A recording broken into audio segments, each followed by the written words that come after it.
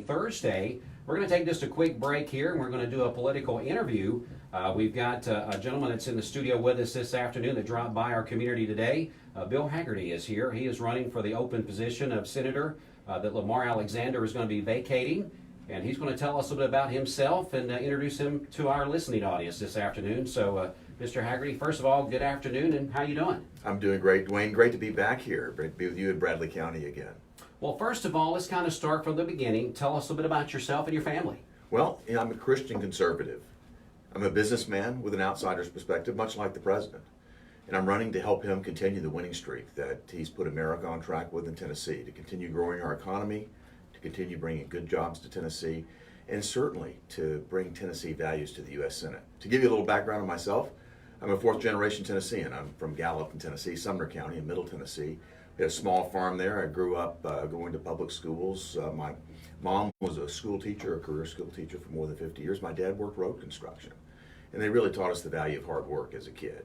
I shoveled asphalt when I was a boy, raised cattle and pigs. I was the president of my FFA chapter when I was a little bit older. But we really learned to work hard and pull together as a family. My parents raised us with strong Christian values, strong conservative Tennessee values. And now I have my own family. I couldn't be more proud. I've got the most wonderful wife. God smiled on me today. I met my wife, Chrissy. When we prayed we'd have a large family, we've got 4 kids now. Wow, good stuff. Well, tell us about some of the key issues that you think is part of what Tennesseans are worried about. Well, I'll tell you, I came back. The president has endorsed me to run for this position. I was serving in the administration. In fact, I'm the only member of the president's administration that he's endorsed to be on the ballot with him this year. But the reason I came back is because I'm deeply concerned about what's happening in Washington. And when I hear the cries for socialism and this sort of radical agenda that the Democrats are putting forward, we cannot let the Democrats take control of the Senate and certainly not the White House. And the president needs somebody to stand with him. And I've worked closely with the president. I volunteered full-time for 6 months in 2016. Then I served with him again full-time on the transition team as a senior leader there, helping him bring the cabinet together. And then the past few years, I've been serving our nation and our president as his representative overseas and one of our strongest strategic allies. But I've come home because I want my kids and your kids and our grandchildren to have the same sort of opportunity that I did. I mean, can you imagine a kid like me growing up in rural Tennessee without a lot? And I spent the past 3 years working side by side with the President of the United States. Only in America do we have that kind of opportunity. Only in America do we have that kind of opportunity. But I see it threatened. And I want that opportunity for our kids and for yours and everybody that's listening on the radio today. And I think the president agrees with me too. He wants to see that type of opportunity preserved. That's why he endorsed me. And I think his endorsement says it all. He talked about me being Tennessee loving Bill Hagerty. He knows how much I love this state. And he knows that I'm going to stand with him and stand strong on securing our borders and supporting law enforcement, standing for the Second Amendment and certainly standing for life. I hear these Democrats on stage talking about abortion being a human right.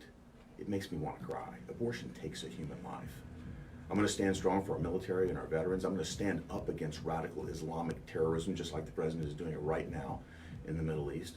I'll stand strong against China. I will stand with Israel, just like the president did when he moved our embassy to Jerusalem. And I'm going to stand for Tennessee values in the Senate. I think there's nothing more important that we can bring to bear. Again, we're speaking this afternoon with Bill Hagerty. He's running for senator. They're going to be running for the position that Lamar Alexander is vacating.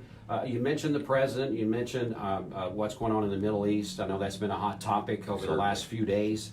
Of course, one of the hot topics over the last few weeks has been the impeachment. Kind of give us your take on both of those things in any order that you want. Well, let's start with what's happening over in the Middle East right now. The Democrats will never give the president credit for this, but the president has achieved a major foreign policy victory for America in the Middle East.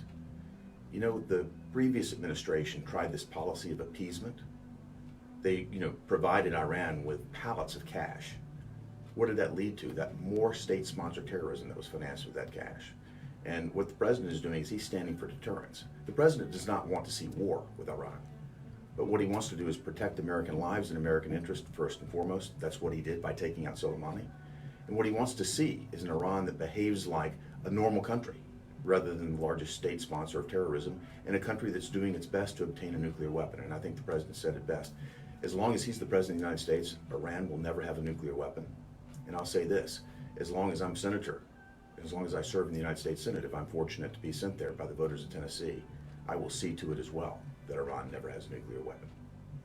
Well, let's move on to the second question I asked about. Another hot topic that's been on the Democrats' plate is the impeachment. Kind of give me your take on that just for just a moment. Dwayne, the impeachment effort has been going on since the moment the president won the election. I mentioned to you that I worked with him on the transition. There were protesters set up the day we moved in after the election shouting, "Not my president." I mean, it's just amazing how much they've been trying to do since they couldn't win at the ballot box. They're trying to undo the results of the 2016 election. It's very clear. 19 minutes after the president took the oath of office, my wife and my family, we were there with him. 19 minutes later, the Washington Post prints an op-ed piece saying the impeachment starts today. And they've been moving the ball in this direction as long as they can. They could not defeat the president at the ballot box. They will not be able to do it this year, come November. And so this is just another effort of them to try to change the results of the 2016 election and affect the results of the 2020 election. I don't think they'll be successful. I think the Senate will stand where they need to, and I hope that Democrats will come across the aisle as well and vote with us. And let's let the president have his day in court. Let's let him clear his name, but let's move forward and start doing the work of the people now. The Congress has been locked up with this for far too long. We talk a lot in Tennessee because of where it's at as far as the opioid issue that's in the state of Tennessee. What's your take on that particular issue? It's a serious issue, and I've spent a lot of time since I've been back home talking with law enforcement, talking with pastors, talking with people that run, clinics and halfway houses in areas that are trying to help deal with this problem. But at its very core, we've got to secure our borders. I talk with law enforcement. The opioid crisis, I think a lot of work is underway right now, working with the medical community, getting doctors to prescribe less, that sort of thing. But importantly, we've got a real problem with heroin and methamphetamine that are coming across our southern border. We've got to secure that border to begin to address this issue. Well, those are good answers and good questions that we got there, the answers to those questions, I should say. We've got a couple of minutes left in our interview here. What I would like for you to do as you're here with us today, just in your own way, as if you were talking to everybody individually, just let them know why they should vote for you and why you want them to vote for you in that August primary. Well, I think the people of Tennessee, as we've been going around the state, I've just been overwhelmed with the support that's pouring out in my direction. And I hate to say this, but the more the Democrats attack our president and try to undermine his authority, the more people want someone like me who's had experience working with the president on important issues, someone like me who will stand with our president and will help America stand strong in the eyes of our allies again, but certainly in the eyes of our enemies, to make certain that they know that they need to respect and fear America, because we will not tolerate the type of behavior that we're seeing, for example, coming out of Iran today. So the folks in Tennessee that I'm talking with now every day, I think want somebody that, of course, will stand strong with the president, but also bring Tennessee values to bear.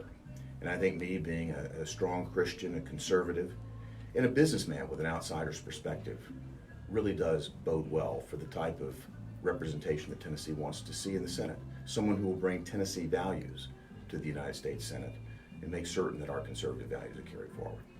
Again, we've been speaking today with Bill Hagerty. He is running for U.S. Senate, and of course a primary up in August. Very important time. We got lots of ground to cover between now and then, I'm sure. I do. We were working about 7.5 days a week before the holidays. I've been kidding my team, but we're going to go to 8 days a week right now. We're all over the state. Again, I've been overwhelmed with the support. It's been my chance to really ask in person for people's vote and their support, and I've had an overwhelming support with that, and I think we're going to see a lot more support moving our way. So I'm very pleased to be here today with you, Dwayne, to be able to talk directly to your listeners, to tell them to keep looking for us and liking us at Bill Hagerty TN. Bill, Hagerty TN. But like us on Facebook, on Twitter, on Snapchat, on Instagram. We are out there and we're working every day to move forward, to understand better what the issues are here in Tennessee, so I can hopefully better represent the Tennesseans the day I get to the U.S. Senate with your support. Well, I just want to say as we're closing, thanks for already the service that you've done for our country and the capacities that you've already helped. And thanks for coming in and letting our listeners know about your platform today. Certainly, Dwayne. Thanks so much for having me on the air today with you. All right, this is Dwayne with Mix 104.1.